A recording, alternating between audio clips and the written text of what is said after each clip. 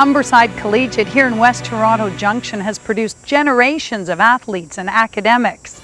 Let's take a look at the history of this renowned Toronto school.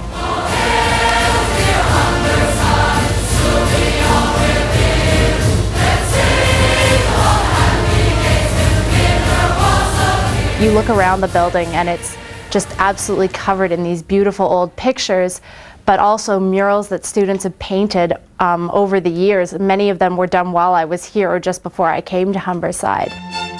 This building is a wonderful old building that really says that education is important, that excellence is important, and that we are here for important tasks.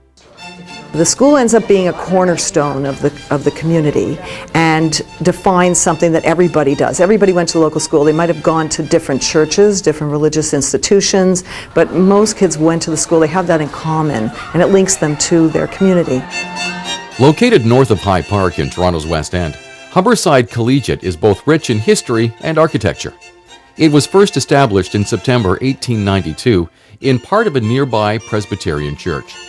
A brand new high school was constructed on Quebec Avenue, opening in 1895. Humberside was situated on a hill overlooking Humberside Avenue, straight on, and two little creeks ran on either side of it. Those creeks made their way down to Grenadier Pond. It would have been wonderful for a mansion, but better for a high school. The new school, known as the Toronto Junction High School, was located in a developing area with industry, railroads, and beautiful residential homes.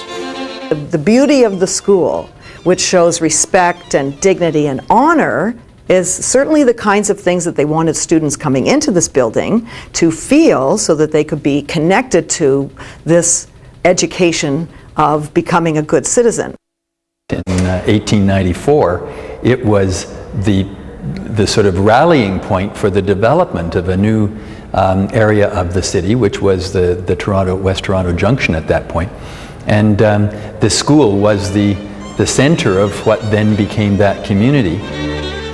The Toronto Junction High School was constructed in the neo-Romanesque style, popularized by American architect Henry Hobson Richardson.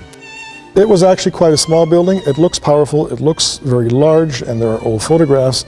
But in actual fact, inside it wasn't very big. There were about 6 classrooms altogether, and they were general purpose classrooms. The school went through a lot of changes early on, and so did this neighborhood. In 1909, the cities of Toronto and Toronto Junction united, and at about the same time, the school was renamed after an adjacent street to become Humberside Collegiate. In 1911, 2 science laboratories and a gymnasium were constructed to the west of the original building. At one time, the school housed the Sword Club and ornamental or synchronized swimming. By 1931, Humberside was transformed into an inverted T-shape by demolishing the original 1894 structure and adding to the south a 2-story boys' gym, 11 classrooms, and 3 science rooms. The grand entrance hall linking the additions became a memorial to former students who had died in the Great War.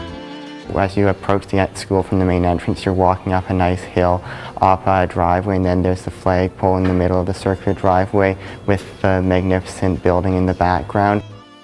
Humberside remained unchanged until a dramatic renovation in 1967. The west side was demolished and a new 2-story auditorium was built that has been a popular space ever since. In our auditorium, there's a beautiful stained glass war memorial. And I think it just speaks to the tradition at the school and the history here and its devotion to the arts and to education. The new renovations took their toll on the Lismer mural, a set of 5 large panels designed by Group of 7 painter Arthur Lismer. In 1927, Humberside students, encouraged by art instructor and friend of Lismer, S.B. Hatch, hired the painter to produce 1 panel a year. The first 2 panels depict historical personalities from the Old World, including Samuel de Champlain and Jacques Cartier. The center panel is an allegory of civilization's greatest virtues and ideals. The 4th and 5th panels show the New World pioneers and settlers of Canada and Lismer's vision of the youth of the future.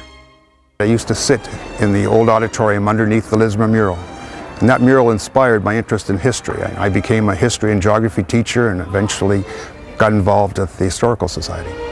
By the 1960s, the mural was essentially hidden away for the next 20 years. About 15 years, I just assumed that that big painting behind the drapes in the drama room was just something that students had done for a mural for the school. It was only later in the early 80s that a principal who actually knew about these things said to me, well, you know, we've got this group of 7 here at the school. And I said, no way, of course. And then he took me up like a blind person, finding the truth, and pointed out Lismer's signature on the bottom of this mural. The problem of great art is that we often don't know what we're looking at. Not only is Humberside a long-standing landmark, but many of its students have gone on to accomplishments in the arts, athletics, and many other fields. It gives me a lot of pleasure to talk to the grandparents and the parents of students who attended here as Humberside Huskies themselves back in the 30s and the 40s and the 50s. And